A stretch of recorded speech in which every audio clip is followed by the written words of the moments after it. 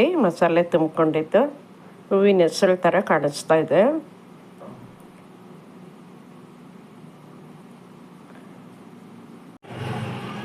Hello ನನ್ನ ಬೆಳಗ್ಗೆದ ಬಂಧುಗಳೇ, ಹೇಗಿದ್ದೀರಿ ಎಲ್ಲರೂ? ಎಲ್ರಿಗೂ ನಮಸ್ಕಾರ. ಇವತ್ತೊಂದು ಬದನೆಕಾಯಿ ತುಂಬಗಾಯಿ ಪಲ್ಯನ ಹೇಗೆ ಮಾಡೋದು ನೋಡಿಕೊಳ್ಳೋಣ. ಇವತ್ತು ಬದನೆಕಾಯಿ ತುಂಬಗಾಯಿ ಮಾಡ್ತಾಯಿದ್ದೀನಿ. ನಾನಿಲ್ಲಿ ಒಂದು 8 ಬದನೆಕಾಯಿ ತೊಗೊಂಡಿದ್ದೀನಿ. ಫಸ್ಟು ಬದನೆಕಾಯಿನ ತೊಳೆದ್ಬಿಟ್ಟು ಈ ಥರ ಒಂದು 2 ಸೇಳು ಸೀಳ್ಕೋಬೇಕು. ಅಂದರೆ ಬದನೆಕಾಯಿ 4 ಪಾರ್ಟಾಗೋ ಥರ ಸೀಳಿಟ್ಕೊಂಡು ಎಲ್ಲ ಬದನೆಕಾಯಿಗಳನ್ನು ಈ ಥರ ನೀರಲ್ಲಿ ಹಾಕ್ಕೊಳ್ಳಿ. ಕನ್ನರ್ ಬಿಡಲಿಕ್ಕೆ ನೀರಲ್ಲಿ ಹಾಕಿಟ್ಕೊಳ್ಳಿ. ಈಗ ನಾನು 2 ಈರುಳ್ಳಿ ಹಚ್ಕೊತಾ ಇದ್ದೀನಿ. ಈರುಳ್ಳಿನ ತುಂಬ ಸಣ್ಣಗೆ ಹಚ್ಕೋಬೇಕು ಅಂತೇನಿಲ್ಲ, ಸಾಧಾರಣ ಗಾತ್ರ ಮಾಡ್ಕೋಬೋದು.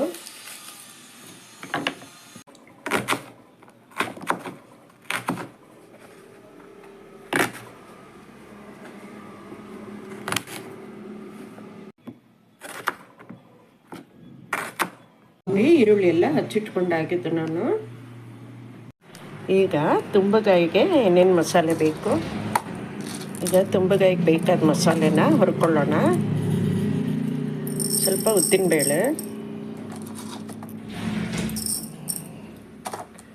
1 ರಿಂದ 1.5 ಚಮಚದಷ್ಟು ಉದ್ದಿನಬೇಳೆ ಹಾಕ್ಕೊಳ್ಳೋಣ. 1 ಚಮಚ ಕೊತ್ತಂಬರಿ ಬೀಜ,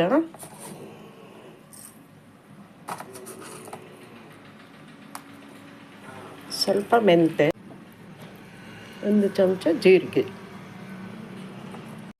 2 ಒಣಮೆಣಸು ಹಾಕ್ಕೊತಾ ಇದ್ದೀನಿ. 4 ಹಾಕ್ಕೋಬೋದು, ಇದು ತುಂಬ ಖಾರ ಒಣಮೆಣಸು. ಈಗ ನಾನು 2 ಹಾಕ್ಕೊತಾ ಇದ್ದೀನಿ. ಸ್ವಲ್ಪ ಕಾಯುವಾಗ ತೆಂಗಿನಕಾಯಿ ತುಂಡುಗಳನ್ನು ಇದಕ್ಕೆ ಸ್ವಲ್ಪ ಹಾಕ್ಕೊಂಬಿಡಿ. ಮಸಾಲೆ ಕಾಯ್ತಾ ಇದೆ. ಈಗ ಇದರೊಟ್ಟಿಗೆ ಕಟ್ ಮಾಡಿ ತೆಂಗಿನ ತುಂಡುಗಳನ್ನು ಹಾಕ್ಕೊಂಡು 1-2 ಸಲ ಕೈ ಆಡಿಸ್ಕೊಂಬಿಡಿ.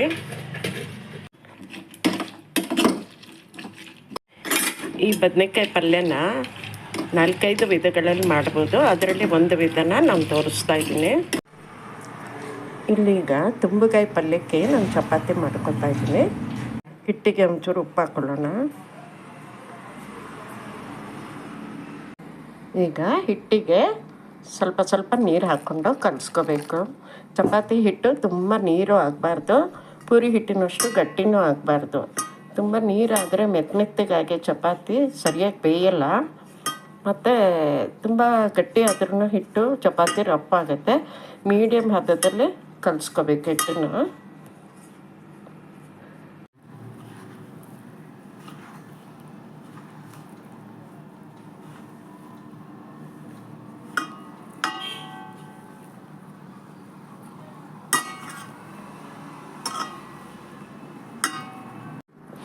ನೋಡಿ, ಹಿಟ್ಟನ್ನು ಕಲಸಿ ಹಾಕಿದ್ದು ನಾನು. ಒಂಚೂರು ಕೈಗೆ ಎಣ್ಣೆ ಪಸೆ ಹಾಕ್ಕೊಂಡ್ಬಿಟ್ಟು ಈ ಥರ ಸವರಿಕೊಂಡು ಕಲಿಸ್ಕೋಬೇಕು.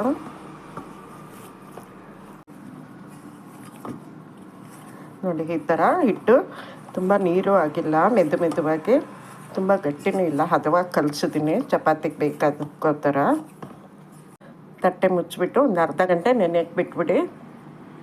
ಹುರಿದು ಮಸಾಲೆ ಎಲ್ಲ ಈಗ ಆರಿದೆ. ಮಿಕ್ಸಿಗೆ ಹಾಕ್ಕೊಂಡು ತರಿಯಾಗಿ ಪುಡಿ ಮಾಡ್ಕೊಳ್ಳಿ. ಬೇಕಿದ್ದರೆ ಒಂದು 2-3 ಸ್ಪೂನಷ್ಟು ನೀರು ಹಾಕ್ಕೋಬೋದು, ಇಲ್ಲ ಅಂದರೆ ಒಣ ಪುಡಿನೇ ಬೇಕಂದರೆ ಹಾಗೇನೂ ಮಾಡ್ಕೋಬೋದು ನೀರು ಹಾಕಿದೆ. ನೋಡಿ, ತರಿಯಾಗಿ ಪುಡಿ ಮಾಡ್ಕೊಂಡಿದ್ದೀನಿ ನಾನು. ಈಗ ಇದನ್ನು ಬದನೆಕಾಯಿ ಒಳಗೆ ತುಂಬಿಸ್ಕೊಳ್ಳೋಣ. ಸ್ವಲ್ಪ ತೆಂಗಿನೆಣ್ಣೆ ಹಾಕಿ ತುಂಬಿಸ್ಕೋಬೋದು. ನಮ್ಮ ತೆಂಗಿನೆಣ್ಣೆ ಬೇಡ ಅಂದರೆ ಯಾವುದೇ ಬಗೆಯ ಅಡುಗೆ ಎಣ್ಣೆನೂ ಸ್ವಲ್ಪ ಮಿಕ್ಸ್ ಮಾಡಿಕೊಂಡು ತುಂಬಿಸ್ಕೋಬೋದು. ಸ್ವಲ್ಪ ಅಂಟು ಬರುತ್ತೆ ಅಂತ ಅಷ್ಟೇ, ಇಲ್ಲಾಂದರೆ ಪುಡಿ ಉದುರೋಗುತ್ತೆ. ಅದಕ್ಕೆ ಸ್ವಲ್ಪ ಎಣ್ಣೆ ಹಾಕ್ಕೋಬೇಕು.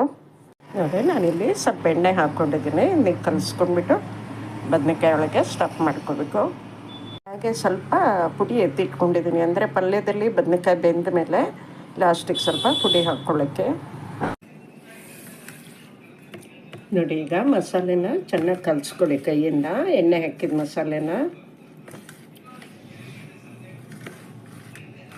ಸ್ವಲ್ಪ ಉಪ್ಪು ಹಾಕ್ಕೋಬೇಕು.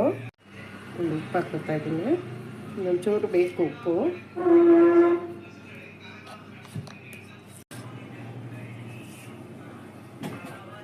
ಒಂದು ಅರ್ಧ ಚಮಚದಷ್ಟು ಉಪ್ಪು ಹಾಕ್ಕೊಂಡಿದ್ದೀನಿ.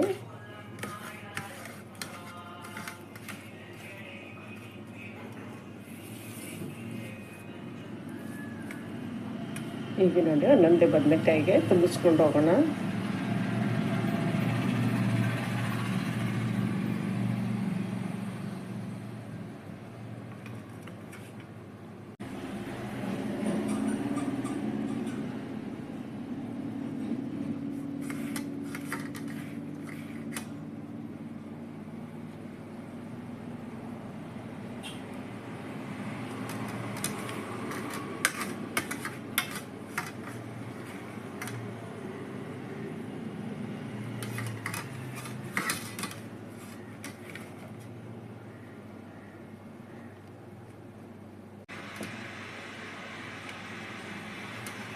ನೋಡಿ ಎಲ್ಲ ಬದನೆಕಾಯಿಗೂ ನಾನು ತುಂಬಿಸ್ಕೊಂಡಾಗಿದೆ ಮಸಾಲೆನ. ಬಾಣಲೆಗೆ ಒಂದು 5-6 ಟೇಬಲ್ ಸ್ಪೂನಷ್ಟು ಎಣ್ಣೆ ಹಾಕ್ಕೊಂಡು ಒಗ್ಗರಣೆ ಕಾಳುಗಳನ್ನು ಹಾಕ್ಕೊಳ್ಳೋಣ. ಕ್ಯಾಶುವಲಿ ಈ ಪಲ್ಯಕ್ಕೆ ಸ್ವಲ್ಪ ಎಣ್ಣೆ ಜಾಸ್ತಿನೇ ಬೇಕಾಗುತ್ತೆ. ಈಗ 1 ಚಮಚ ಕಡಲೆಬೇಳೆ, 1 ಚಮಚ ಉದ್ದಿನಬೇಳೆ, ಹಾಗೆ ಒಂದು ಅರ್ಧ ಚಮಚದಷ್ಟು ಸಾಸಿವೆ ಹಾಕ್ಕೋತಾ ಇದ್ದೀನಿ. ಜೊತೆಗೆ ಒಂದು ಅರ್ಧ ಚಮಚ ಜೀರಿಗೆ ಹಾಕ್ಕೊಳ್ಳೋಣ. ಸ್ವಲ್ಪ ಕರಿಬೇವು ಹಾಕ್ಕೊತಾ ಇದ್ದೀನಿ.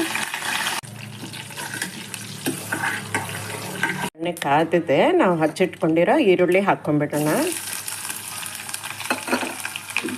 ಈರುಳ್ಳಿ ಸ್ವಲ್ಪ ಕೆಂಪಗಾಗುವಾಗ ಬದನೆಕಾಯಿನ ಒಂದೊಂದೇ ಇಟ್ಕೋಬೇಕಿದ್ರಲ್ಲಿ. ಈರುಳ್ಳಿ ಫ್ರೈ ಆಗಿದೆ.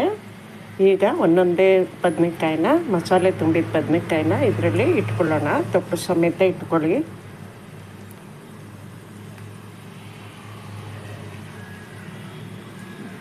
ಇದನ್ನ ಇಟ್ಕೊಂಡು ಸಣ್ಣ ಉರಿಲಿ ಒಂದು 5 ನಿಮಿಷ ಬೇಯಕ್ಕೆ ಬಿಟ್ಬಿಡಬೇಕು.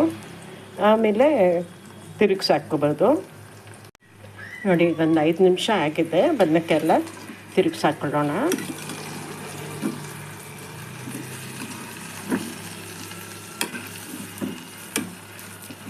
ಇನ್ನೊಂದು 2-3 ನಿಮಿಷ ಹೀಗೆ ಬಿಟ್ಬಿಡಬೇಕು. ತಿರುಗಿಸಾಕಿದ ಅಡಿನೂ ಸ್ವಲ್ಪ ಕಾಯೋವರೆಗೂ ಬಿಡೋಣ. ಈಗ ಬೆಂದಿರೋ ಬದನೆಕಾಯಿಗಳನ್ನೆಲ್ಲ ಒಂದು ಸಲ ತಿರುಗಿಸಾಕ್ಬಿಟ್ಟು ಒಂಚೂರು ಅರಿಶಿನ ಹಾಕ್ಕೊಳ್ಳೋಣ.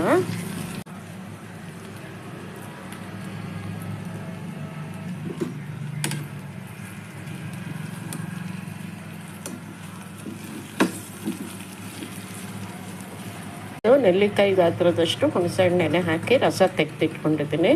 ಆ ರಸನ ಹಾಕ್ಕೊಳ್ಳೋಣ, ಹುಣಸೆ ರಸನ. ಈಗ ಸಣ್ಣ ಉರಿಯಲ್ಲಿ ಕುದಿಯಕ್ಕೆ ಬಿಟ್ಬಿಡಬೇಕು. ಈಗ ಒಂದು ತುಂಡು ಬೆಲ್ಲ ಹಾಕ್ಕೋಬೇಕು. ಈಗ ಸ್ವಲ್ಪ ಉಪ್ಪು ಹಾಕ್ಕೊಳ್ಳೋಣ. ನಾವು ಮಸಾಲೆಗೆ ಸ್ವಲ್ಪ ಉಪ್ಪು ಹಾಕ್ಕೊಂಡಿದ್ವಲ್ವ ಮಸಾಲೆ ಪುಡಿಗೆ, ಆದ್ದರಿಂದ ಈಗ ಸ್ವಲ್ಪ ನೋಡಿ ಎಷ್ಟು ಬೇಕೋ ಅಷ್ಟೇ ಹಾಕ್ಕೊಂಡ್ರೆ ಆಯಿತು. ಕಮ್ಮಿ ಆದರೆ ಆಮೇಲೆ ಸೇರಿಸ್ಕೋಬೋದು. ಹುಣಸೆ ನೀರೆಲ್ಲ ಹಿಂಗಿದೆ. ಈಗ ನಾವು ಉಳಿದ ಮಸಾಲೆ ಹಾಕ್ಕೊಂಬಿಡೋಣ. ನಾನು ತೆಗೆದಿಟ್ಟಿದ್ನಲ್ಲ ಆ ಮಸಾಲೆ ಎಲ್ಲ ಹಾಕ್ಕೊತಾ ಇದ್ದೀನಿ.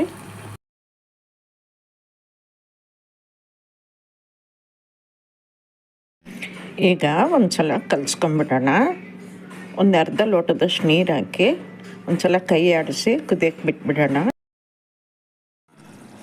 ನೋಡಿ ನೀರು ಕುದ್ದು ಪಲ್ಯ ಎಲ್ಲ ಬೆಂದಿದೆ. ಈಗ ಸ್ಟವ್ ಆಫ್ ಮಾಡ್ಕೊಳ್ಳೋಣ. ಪಲ್ಯ ರೆಡಿಯಾಗಿದೆ. ನೋಡಿ ಪಲ್ಯ ರೆಡಿಯಾಗಿದೆ ಊಟ ಮಾಡಲಿಕ್ಕೆ. ಚಪಾತಿ, ರೊಟ್ಟಿ, ಊಟಕ್ಕೆ ಎಲ್ಲದಕ್ಕೂ ಸಹಿ ಪಲ್ಯ. ಹಿಟ್ಟನ್ನು ಮತ್ತೊಮ್ಮೆ ನಾದಿ ನಾನು ಉಂಡೆ ಮಾಡಿ ಇಟ್ಕೊಂಡಿದ್ದೀನಿ. ಈಗ ಕಲಿಸ್ಕೊಂಡಿರೋ ಉಂಡೆಗಳನ್ನು ಪೂರಿ ಅದಕ್ಕೆ ಲಟ್ಟಿಸ್ಬಿಟ್ಟು ಎಣ್ಣೆ ಹಾಕಿ ಮಡ್ಚ್ಕೊಂಡ್ಬಿಡೋಣ ಚಪಾತಿ ಲಟ್ಟಿಸ್ಕೊಳ್ಳೋಕ್ಕೆ. ಚಪಾತಿ ಲಟ್ಸಿ ಆಗಿದೆ. ಈಗ ಕಲ್ ಮೇಲೆ ಹಾಕ್ಕೊಂಡು ಬೇಯಿಸ್ಕೊಳ್ಳೋಣ.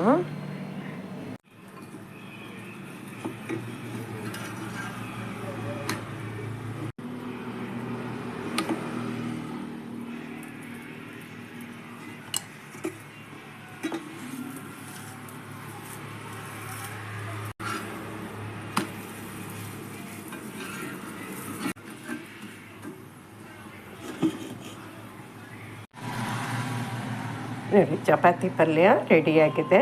ಇದಕ್ಕೆ ಬೇಕಾದ್ರೆ ನೀವು ಸ್ವಲ್ಪ ಕೆನೆ ಮೊಸರು ಹಾಕ್ಕೊಂಡು ತಿನ್ಬೋದು.